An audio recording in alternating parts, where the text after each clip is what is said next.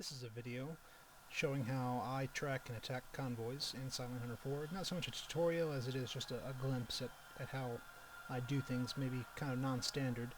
I'm using Trigger Maru 1.9. I've got a few modifications of my own. For instance, I've got the pause button back in. And it's early in the war right now, late 1942, and I am...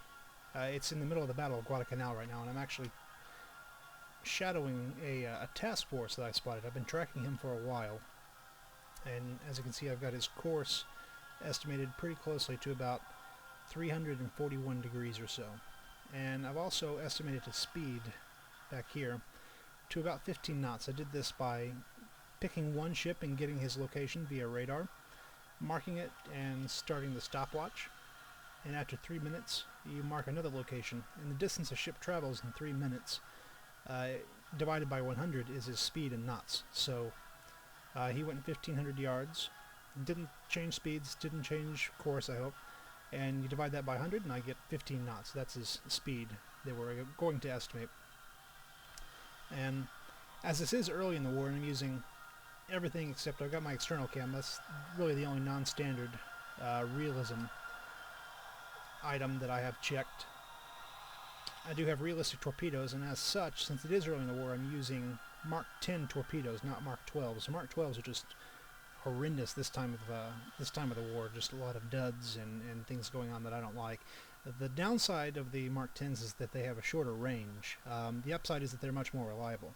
But because of their shorter range, I'm going to have to get close and dirty to attack this task force coming at me. Typically, the strategy is to get way off of his course and shoot him for long range. I can't do that because my torpedoes won't go that long. So I'm actually going to get in very close. Luckily it is early in the war, so hopefully the sensors on the escorts aren't as good as they would be later. That's what I'm hoping. My strategy here, you can see that you can see the columns marked here. There's more ships than you can see right here. There's actually an escort about right here, and there's a few more ships in rows behind these. But I've got the columns marked out like this. And what I'm going to try to do is weasel in to about this line, which is in between the two columns. And I'm going to set up a perpendicular course, and I'm going to try to attack two ships, actually. The interior and the exterior. I'm going to point my boat towards the interior. Usually that's where the juiciest targets are. And I'm going to shoot at both of these two targets. I can go to radar. You can see that they're in a star-like formation. There's more ships behind these, and you can see the escort right there. And I'm pretty far ahead. The escort would be, the lead escort that is, would be about right here. And as you can see, I'm about between 8 and 9 nautical miles ahead of them, which is good. The farther ahead, the better. And right now I'm just coming into position. And once I get into position, I'll bring it down to periscope depth until I can make sonar contact. I don't want to make any noise in any sort of range that they can hear. Good. And as I said, their course is about 341. So I'm going to put my course on about 70 degrees. That would be 341 plus 90 degrees going around is 70, you can see. Right about there.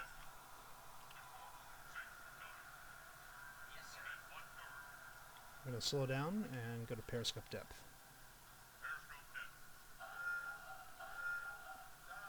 And I don't want to be anywhere close to the surface when these guys get close enough. The idea is to go down so low.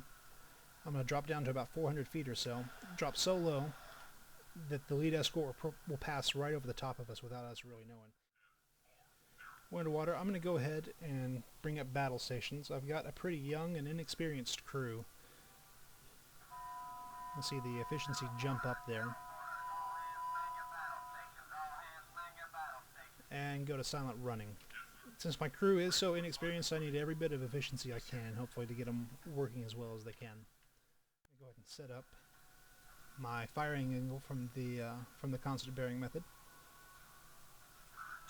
You do this by selecting whichever side you're going to be shooting out of. I'm going to be shooting out of the aft, so select that, put your periscope straight ahead or straight back, or in this case straight back, and set the speed to 0 on the targeting computer. Like that. Angle and bow does not matter, we're not even going to mess with that. and then you select any range in here. Doesn't really matter, just click this wheel and send it out, and you'll watch the torpedo track over here, and it'll switch around to the rear like that. So that's set up, and here's the way the TAC's going to work. I've got there's an excellent standalone application that will let you calculate various things like angle and bow, or in our case, what bearing we want to shoot our target at. You can input the target speed, the target course, your course, and torpedo speed, and all of that, and it'll tell you what bearing you want to shoot. So with a target course of 341 and our course of 70 and the target speed at about 15 knots, it's telling me to shoot at bearing 156. So I'm going to put this scope right here, and when this ship crosses 156, I'll shoot at it and get off all my torpedoes, whip around to the front, and acquire the second target with the targeting computer and shoot at it and dive. That's going to be the attack. While I'm waiting, I'm not going to send this to the TTC. I'm just going to set it up to 15 knots. This is just getting our data ready for when we have to put in this second target.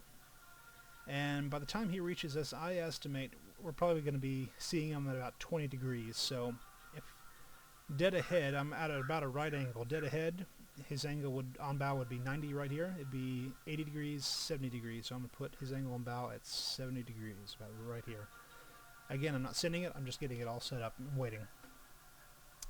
And now we wait. I'm actually going to come back up to about 300 feet till I make sonar contact. Okay, there's our first sonar contact. And that is probably the lead escort, since it would be the closest to me. And if their course has stayed true, you look at the sonar track, or I can just read it off the bearing. He says a bearing of 83. It's about right here. That means he's about right here by now. That's a distance about 5 nautical miles. And I'm going to get my sonar man to follow him, because once he crosses my bow, I can feel pretty safe about coming up. If I'm too shallow when he crosses in front of me, he could get me with his active sonar. We don't want that. I'm going to go ahead and adjust my depth, go down to 400 feet. And our sonar man is following him, so I can watch this track and see where he's at.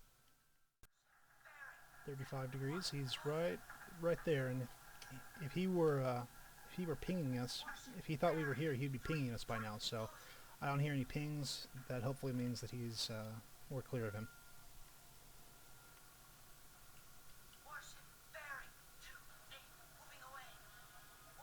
20 degrees.